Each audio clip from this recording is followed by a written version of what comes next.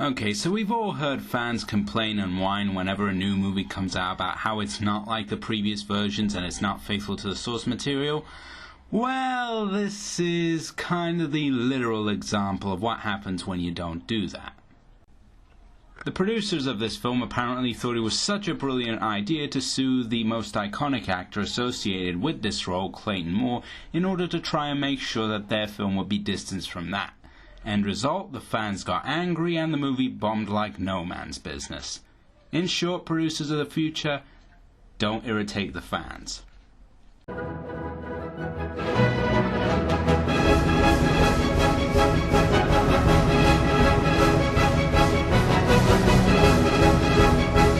That movie nut here with a review for The Legend of the Lone Ranger, the 1981 Western starring Klinton Spilsbury, Michael Horse, Christopher Lloyd, and Jason Robards.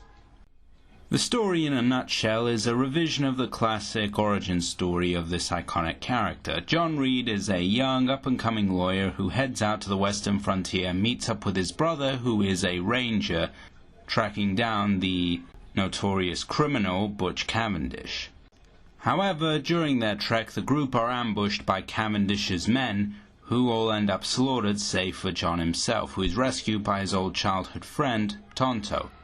When recovered, Reed decides to take up the mantle of the Lone Ranger to go after Cavendish, who secretly plans to use President Grant, who is visiting the area, to establish a republic of his own. The casting here is certainly interesting for a couple of reasons. First up is Klinton Spilsbury as, well, the Ranger himself. However, this is technically a half, as he was dubbed out in post-production by a different actor, James Keach. Yeah, that's right, Stacy's brother. And so this is very, well, unusual for me to try and comment on, but for what it's worth, Spilsbury certainly physically looks the role and has that sort of chiseled face about him and the physique. But Keach's voice leaves a little bit to be desired. Even though it has the needed deep masculinity to it, unfortunately it shows blatant dubbing, as very often he seems distant, almost kind of bored while he's talking in scenes when Spilsbury is blatantly emoting a lot more. Michael Horse as Tonto certainly does well with the role, and here Tonto is much more of a mentor and an almost father figure in a way. But unfortunately, he does not get to do all that much, and beyond the expected daring do, these two really don't get much chance to flex their chemistry or do things or talk outside of the context of their adventure. Which is a real shame, as it would have been interesting to see how that would have played out, and it would have given these characters a little more depth, but we'll get to that later. The real show stealers here are Christopher Lloyd as the villain, Butch Cavendish, who here is a renegade military officer as opposed to just a straightforward bandit, and Jason Robards as, well, the grisly drunken president, Grant. Both of them get some of the better material in the movie, and Lloyd hams up for all it's worth, and certainly being a military man does add a little bit more credence to his plan than it would otherwise. And Robard just goes for broke with his one-of-a-kind grisly old man act that he's well known for, and it fits the character of Grant well. And in the later scenes, these two do get to play off each other, and it does create some of the more amusing moments in the film. And finally, rounding out the main cast is Juan and Clay as the Ranger's love interest. However, she, like Tonto, doesn't get a whole lot to do, and in fact here she just comes across more as a plot device, though the actress does play her well for what the part gives her to do, while John Bennett Perry brings the needed machoism and manliness to the role of John's brother, and certainly you can see why John would look up to him. Visually, the film is pretty competently made, which is no surprise given that William A. Fracker and Laszlo Kovacs were on board here, both veterans, providing us with some nice sweeping vistas of the West and the canyons and the desert, as well as some really well shot action sequences, including gunfights, a wagon chase, a train chase, and even a battle in a fort, which are all well edited, and the camera is pulled back, enabling us to see all the details without getting overly cluttered or going into overkill. And considering the film's relatively short length of about an hour and a half, there are more than enough action sequences to keep things going. In fact, there seems to be a bit of a strange misconception surrounding the film that in the first hour there is no action, when in fact we get at least 3 action sequences, including the major plot point of Reed's brother being murdered by Cavendish in a canyon ambush. Musically, however, the film takes a different route, which is kind of surprising given that old hand John Barry was on board here to score. However, his music is a very strange mixed bag. On the one hand, you have the familiar William Tell Overture, which is pretty much the Lone Ranger's theme song. But then you have the more traditional orchestral stuff that you would expect from Barry, with a good amount of percussion and brass thrown in there that heightens things. But then you have this sort of strange, almost John Carpenter, Ennio Morricone-esque synth as well, playing in a couple of scenes, which doesn't really jar with the other material. And then on top of that, you have the film's own theme song, which is actually performed by country music icon Merle Haggard, which by no means is a bad song, but it is kind of cheesy, and it does have that Randy Newman quality where it's kind of singing about the obvious. And when you put all of these elements together, Barry's score is actually kind of fragmented and all over the place, though because he's such a pro, it never feels unlistenable. And each element is relatively well made, and the song has a so bad it's good quality.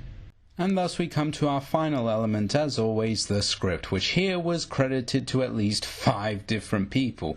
An instant giveaway that this is a film that suffers from rewrite syndrome, although not so much in clashing or wildly different tones as you might assume, but rather in the sense that things feel incomplete or underdeveloped. There's a lot of things here in Legend that just don't go anywhere or don't amount to much. Especially obvious in things like the film's structure, where the first half is very much an origin story where we see the Ranger become the Ranger, but then the second half deals with Butch Cavendish's plan to kidnap the president so he can sign over land to him to create Cavendish's own republic. But the two don't feel like they really mesh together. And this is more problematic because the first half tries to build up a lot of the Ranger's humanity and his civilian identity and tries to build up this romance with Juanine's character. But in the end, she just serves as a glorified plot device when the Lone Ranger needs to figure out what Cavendish's plan is and where he's going to attack the president's train. There's no real closure or any sort of acceptance between the two of Reed's new life, and as a result it just leaves the film feeling at times emotionally hollow, and it doesn't give off satisfactory resolution in the end. And this extends to other elements. There are some neat little touches here and there that I do like making Tonto and Reed childhood friends that meet up again later, which does add a little bit more depth and little emotion can be gotten out of this relationship. But again, like the romance, it doesn't really go anywhere, and it just serves as another plot device to get Reed to be the Lone Ranger, because there's so little interaction between him and Tonto outside of their adventuring to stop Cavendish that you don't really get to connect that well with these characters. However, beyond that, to its credit, the film is certainly never outright boring, though unfortunately the first half is undeniably the weaker of the two parts. The dialogue and the characterization here, that as we see Reed's civilian life, his romance, and his relationship with his brother, aren't necessarily bad or awkward or poorly acted, but they just don't have enough energy, pizzazz, or even touches of humor here and there to make them truly come alive. And as such, they just feel like glorified exposition just waiting to get to the good stuff. Again, it comes back to that whole thing of there's a lot of interesting ground here to cover, but the film really doesn't do anything with it, and it's a blatant sign of what happens when a film is rewritten this many times. And later on, there's even a whole thing of President Grant traveling with several famous Western icons, including Custer, Bill Hickok, and Buffalo Bill, which to its credit is actually kind of an amusing scene, but it feels really silly and kind of out of place considering how serious the film was not too long ago, and again is an indication of ideas and things that weren't fully explored or realized thanks to the constant changes. Which is a shame, because for what it's worth, the film is actually fairly well placed, even if sometimes what's going on screen isn't necessarily all that interesting. And it does have a definite Saturday morning matinee fun factor to it, especially in the second half when the Ranger and Tonto go after Cavendish. And we get some of the film's bigger set pieces, especially a pretty impressive sequence where the Ranger and Tonto attack Cavendish's fort to rescue the president. And here we actually see the two do some teamwork and even pull on a really smart attack using some strategy here, rather than just going in guns a-blazing.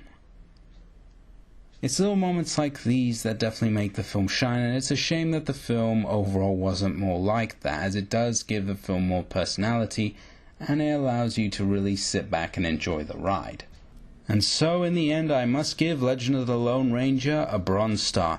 It's not the complete and utter cinematic abortion that its reputation sometimes suggests, but it is an undeniably very flawed film. However, the charisma of the actors, the sufficient number of action sequences, and even the mixed but overall competent music from Barry help keep things moving along enough to give the film an enjoyability factor. If you're in the mood for some old-fashioned matinee-style escapism, Legend of the Lone Ranger might just be right up your alley.